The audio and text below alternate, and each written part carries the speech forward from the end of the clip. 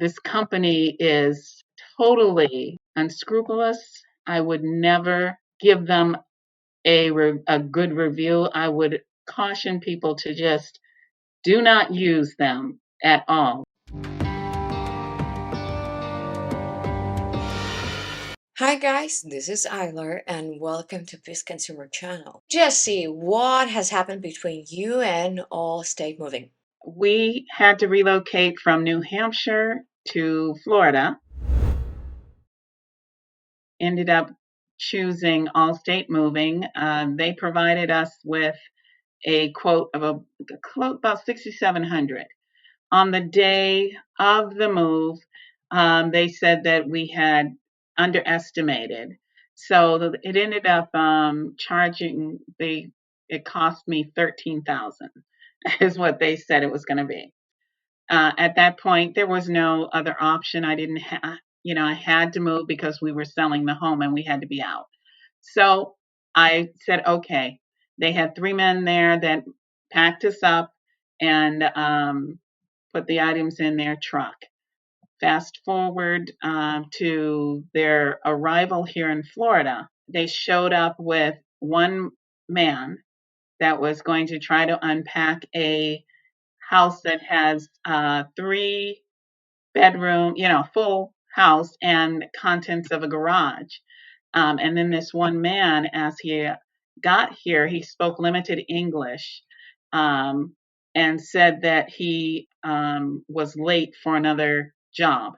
And that, he kept saying that. So my husband, who we had relocated here because he needed to have a transplant, he had advanced liver disease, hepatocellular carcinoma, and inguinal hernia. So my husband ended up having to help unpack because some items were just too big for that one man to move.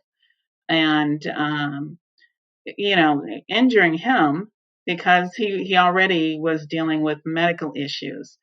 And then when the moving guy wanted to move closer to the house, he backed his truck up and damaged the carport.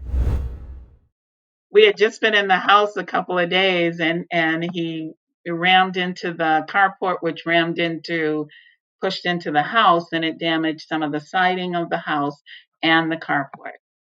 I contacted the company right away. They said, oh, no problem. All you got to do is file a claim with our insurance company and we will pay. I filed the damage. I was upset with them, talked with them about the fact that only one mover showed up. And then I did file the damage, and their insurance company or their claims company denied the claim. So then we went through arbitration. The Transportation Arbitration Board ruled in my favor that they needed to pay the damage, plus the fact that they took so much money and only showed up with one mover. They gave us a refund of $1,200, and then there was $2,800 damage to the house and the carport. So it was going to be $4,000 that they needed to pay us. We all agreed to abide by the arbitration, which they did not. Then I ended up filing with the Better Business Bureau to let them know what was happening. They wrote back. Their response was they were waiting for the check to be approved by their approval process, and I'd get the check within 7 to 10 days, which also turned out to be a lie, and they did not send it. So I have reopened the case there. I wrote to the Attorney General in Washington State, and they did contact me to say that they are going to reach out to the company as well. But this company, it's very frustrating when these types of companies who have unethical practices continue to operate because there doesn't seem to be anything in place to take away their licenses, and they can basically do what they want. So I decided I was going to write reviews and do everything in my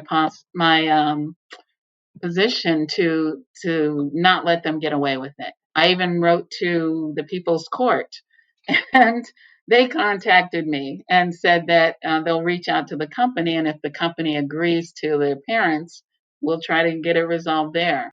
Jesse, could you please tell me, did the company explain why things like that happened?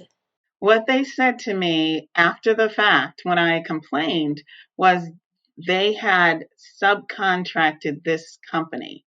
And that's what's now what they're saying to me, even though they agreed to abide by the arbitration decision, they're now saying they're trying to get this other company to pay me the damages. And, that but my feeling is I paid you my money. They are your agents representing you. So you need to pay me and then settle it on your own time. They just said it was the other company that made that decision. I guess the other company was trying to maybe pocket enough of that. And they there was someone that had accompanied that one mover. She was his translator, but she was, I don't know if she was his girlfriend or she says she was his translator because he did not speak English well. But she didn't help with the moving. That wasn't her job. Did they mention the sub company only after this process? After we went through all of this process, even including the arbitration process, they did not say that I should go after this other company. Nobody said that, and in fact, they had denied my claims, saying they hadn't. And they told the arbitration company it was because they never received anything from me, any pictures, but I had all my records. I keep meticulous records.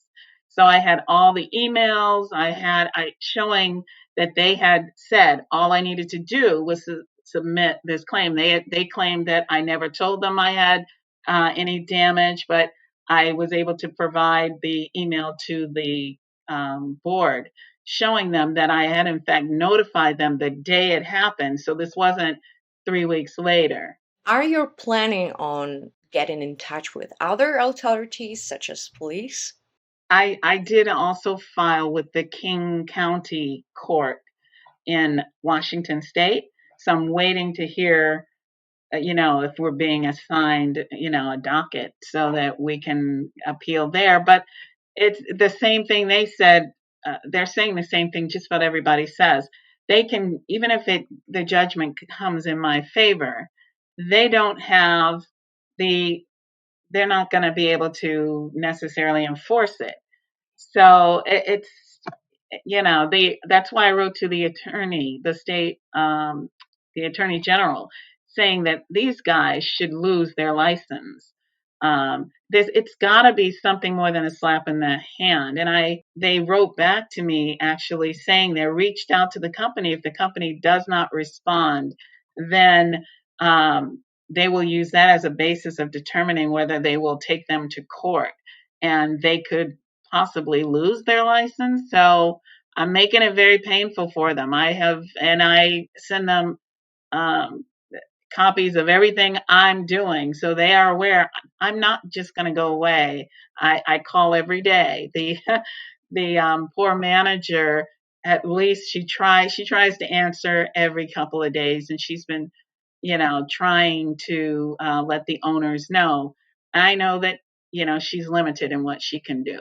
Jesse, what solution would satisfy you the most? That they pay me the $4,000 that they owe me. I mean, I'm not looking to get rich. I'm looking to repair the damage to my carport. And I did not even put anything down for, my husband being injured from this, So I'm not trying to get rich here, just trying to have them pay for the damages. Jesse, what piece of advice could you give to Allstate Moving customers? I say run, run away, run far away. Keep your check in your pocket, your money in your pocket. They are unscrupulous. So if anything happens in that move, if they damage any of your furnishings or your home, you will not get paid.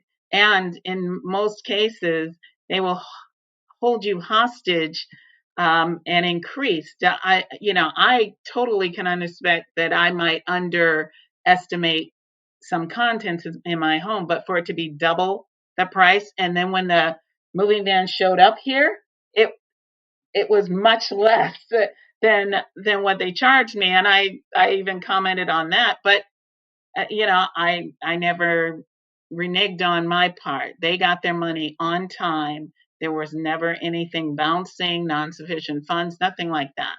So they're unscrupulous. So I would never recommend them to anybody. Thank you for the story, Jessie. Thank you for sharing it with us. And I hope that this situation will resolve in your favor. That's it for today. Thank you for watching this video. And if you find this video useful, don't forget to hit the like button, subscribe to our channel, and comment in the commentary section about your moving experience. Thank you and see you next time.